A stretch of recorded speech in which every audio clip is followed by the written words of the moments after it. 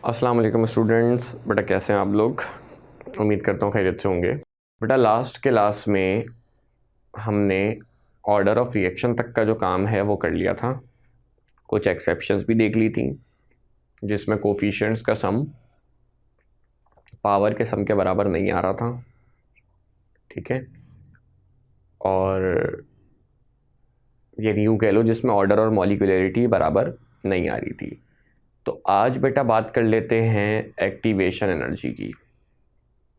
Activation energy को समझते हैं ग्राफ की मदद से।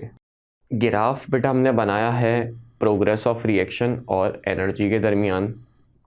प्रोग्रेस ऑफ रिएक्शन से मुराद किस पॉइंट पे आपके रिएक्टेंट हैं, किस पॉइंट पे वो प्रोडक्ट में कन्वर्ट हो रहे हैं। तो देखो बेटा, स्टार्ट किया हमने रिएक्टेंट से और ख़त्म किया हमने प्रोडक्ट पे। ऐसे ही होगा रिएक्शन, स्टार्टिंग में रिएक्टेंट होंगे और एंड में आपके पास बेटा प्रोडक्ट होंगे, ठीक है। अब रिएक्टेंट को प्रोडक्ट में डायरेक्ट कन्वर्ट बेटा नहीं कर देना। रिएक्टेंट प्रोडक्ट में डायरेक्ट कन्वर्ट नहीं होता, बीच में एनर्जी बैरियर होता है जिसको आपने क्रॉस कराना होता है, तब जाके आपके रिएक्टेंट प्रोडक्ट में कन्वर्ट होते हैं। इसकी मिसाल बेटा आप यूँ समझ सकते हो कि जैसे आप एक पतीले में दूध, पत्ती, चीनी, पानी ये सब डाल दो और चूल्हा ना जलाओ, हीट ना करो, तो क्या रिएक्टेंट प्रोडक्ट में कन्वर्ट होंगे? क्या रिएक्शन होगा? नहीं होगा।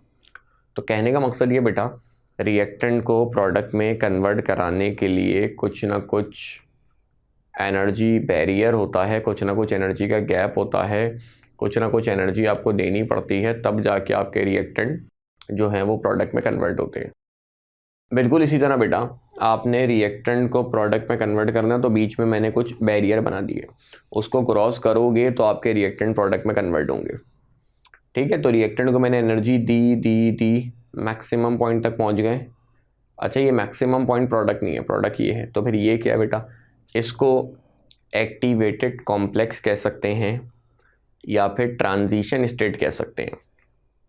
आप रिएक्शन का मैकेनिज्म पढ़ते हो, उसमें बीच में आप एक स्टेट बनाते हो जिसमें पुराने बॉन्ड को टूटते हुए और नए बॉन्ड को जुड़ते हुए दिखाते हो, ठीक है। तो उस स्टेट को ट्रांजिशन स्टेट कहते हैं ना।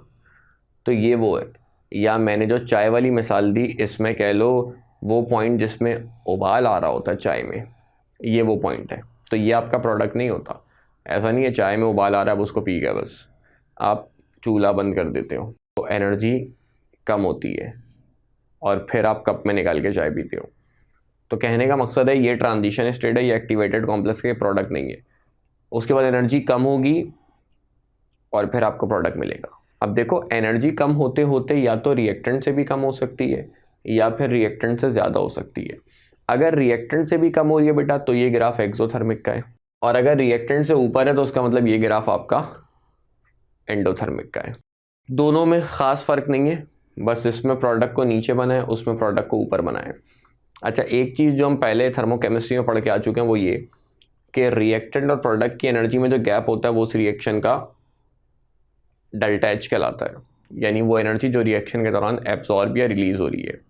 एक्सोथर्मिक है तो उसका मतलब ये वो एनर्जी है जो रिएक्शन के दौरान रिलीज़ हो रही है। एंडोथर्मिक है बेटा तो उसका मतलब ये वो एनर्जी है जो रिएक्शन के दौरान एब्जॉर्ब हो रही है। जो एनर्जी रिएक्टेंट के पास पहले से मौजूद है वो उनकी एवरेज इंटरनल एनर्जी कहलाती है। सही है। एवरेज क्यों कह रहा हूँ?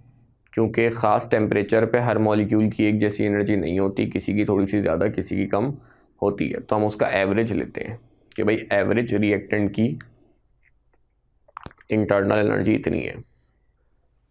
और ये जो बेटा टोटल एनर्जी है इसको सिर्फ और सिर्फ सिन बोर्ड की बुक में थ्रेशोल्ड एनर्जी का नाम दिया गया, बाकी किसी बोर्ड में इस एनर्जी को मेंशन नहीं किया।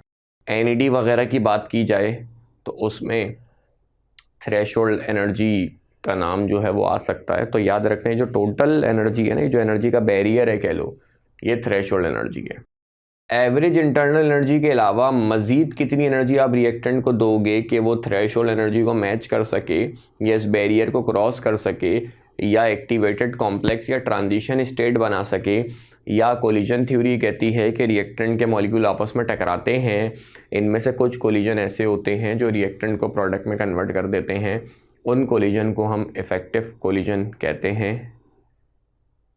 तो कितनी एनर्जी आप रिएक्टेंट को मज़ीद दोगे कि कोलिजन्स इफ़ेक्टिव हो जाएं, उनकी एनर्जी थ्रेशोल्ड एनर्जी के बराबर हो जाए, या वो उस बैरियर तक पहुंच जाए, या वो प्रोडक्ट में कन्वर्ट हो जाएं, या वो एक्टिवेटेड कॉम्प्लेक्स बना लें, तो उस एनर्जी को हम एक्टिवेशन एनर्जी कहते हैं।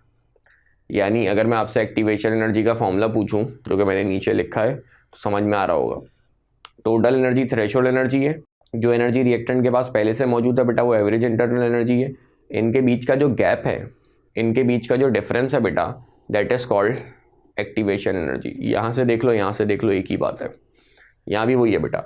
टोटल एनर्जी थ्रेशोल्ड एनर्जी, जो एनर्जी रिएक्टेंट के पास पहले से मौजूद है वो एवरेज इंटरनल एनर्जी, और इनके बीच का जो गैप है बेटा वो एक्टिवेशन एनर्जी है। ठीक है, इसका मतलब एक्टिवेशन एनर्जी अगर आपने निकालनी हो तो थ्रेशोल्ड एनर्जी में से एवरेज इंटरनल एनर्जी को क्या कर दो, माइनस कर दो। और यही बात इसकी डेफिनेशन इंग्लिश में लिखी हुई है कि रिएक्टिंग मॉलिक्यूल्स को कितनी एनर्जी चाहिए इंटरनल एनर्जी के अलावा, क्योंकि इंटरनल एनर्जी तो उनके पास इतनी एनर्जी तो पहले से मौजूद है, उसके अलावा कितनी एनर्जी मज़ीद आपने रिएक्टेंट को देनी है कि वो उस बैरियर को क्रॉस कर सकें, that is called activation energy. मतलब आप इसको यूँ समझ सकते हो, मान लो टोटल रिएक्टेंट को 50 किलो जूल्स की एनर्जी चाहिए प्रोडक्ट में कन्वर्ट होने के लिए, अब 20 किलो जूल्स की एनर्जी उनके पास पहले से मौजूद है, मज़ीद कितनी एनर्जी चाहिए, 30 किलो जूल्स। तो ये जो 50 किलो जूल्स है बेटा ये थ्रेशोल्ड एनर्जी है, 20 किलो जूल्स जो है बेटा ये एवरेज इंटरनल एनर्जी है, और 30 किलो जूल्स जो है बेटा ये एक्टिवेशन एनर्जी है। तो एक्टिवेशन एनर्जी क्या होती है, थ्रेशोल्ड एनर्जी में से इंटरनल एनर्जी को माइनस कर दो तो एक्टिवेशन एनर्जी आ जाती है। या मैंने कहा थ्रेशोल्ड एनर्जी का जिक्र और किसी बोर्ड की बुक में नहीं है, तो आप सिंपल यूँ कह सकते हो कि एवरेज इंटरनल एनर्जी के अलावा मज़ीद कितनी एनर्जी आप रिएक्टेंट को दो कि उनके कोलिजन इफ़ेक्टिव हो जाएं, एक्टिवेटेड कॉम्प्लेक्स बना लें, उस एनर्जी बैरियर को क्रॉस करने के काबिल हो जाएं, यानी वो प्रोडक्ट में कन्वर्ट हो सकें, तो उस एनर्जी को हम एक्टिवेशन एनर्जी कहते हैं। नाम से पता चल रहा है रिएक्टेंट को एक्टिवेट करने के लिए जितनी एनर्जी आप देते हो that is called activation energy. एक चीज़ बेटा यहाँ पे इंपॉर्टेंट है, याद रखने वाली है, वो क्या, अगर आप दोनों के ग्राफ देखो तो आपको साफ लग रहा है एक्सोथर्मिक की एक्टिवेशन एनर्जी कम है और एंडोथर्मिक की बेटा एक्टिवेशन एनर्जी ज़्यादा है। तो आपसे बोले बेटा किसकी एक्टिवेशन एनर्जी ज़्यादा किसकी कम, तो एक्सो की कम होती है, एंडो की ज़्यादा होती है। ग्राफ सामने आपके बना हुआ है, देख सकते हो खुद, या लॉजिकली सोचो। एक्सो में बेटा हमने पढ़ा था थर्मोकेमिस्ट्री पढ़ते हुए रिएक्टेंट अनस्टेबल होते हैं, तो जब एक चीज़ पहले से अनस्टेबल है, पहले से रिएक्टिव है, तो उसको ज़्यादा एनर्जी आपको नहीं देनी पड़ेगी मज़ीद प्रोडक्ट में कन्वर्ट होने के लिए, और जो एनर्जी आप दे रहे हो वही तो एक्टिवेशन एनर्जी है। तो अगर रिएक्टेंट पहले से अनस्टेबल है, पहले से रिएक्टिव है, तो वो प्रोडक्ट में आसानी से कन्वर्ट हो जाएंगे। और अगर बेटा एंडो में रिएक्टेंट आपके स्टेबल होते हैं, तो रिएक्टेंट स्टेबल हैं तो उनको ज़्यादा एनर्जी दोगे तब जाके वो प्रोडक्ट में कन्वर्ट होंगे। तो एक्सो की जो बेटा एक्टिवेशन एनर्जी होती है वो एंडो से हमेशा कम होती है। आपसे यूं कह सकता है कि एक रिवर्सिबल रिएक्शन है जो फॉरवर्ड डायरेक्शन में एक्सो है, अब बताओ बैकवर्ड डायरेक्शन में इसकी एक्टिवेशन एनर्जी फॉरवर्ड से ज़्यादा होगी कम होगी। तो भाई फॉरवर्ड एक्सो है तो मतलब बैकवर्ड एंडो होगा, तो एंडो की एक्टिवेशन एनर्जी एक्सो से हमेशा ज़्यादा होती है। तो फॉरवर्ड की एक्टिवेशन कम होगी, बैकवर्ड की ज़्यादा होगी। सही है, तो ये बात बेटा याद रखना कि एक्सोथर्मिक की जो एक्टिवेशन एनर्जी होती है वो एंडोथर्मिक से हमेशा कम होती है। ठीक है, तो ये बेटा एक्टिवेशन एनर्जी को हमने डिस्कस किया, उसका फॉर्मूला, उसकी डेफिनेशन ग्राफ के साथ कि वो क्या होती है। ठीक है बेटा, तो फिलहाल इस वीडियो को यहीं पे एंड करते हैं, नेक्स्ट वीडियो में आपसे मुलाकात होगी, अपना ख्याल रखना, अल्लाह हाफ़िज़।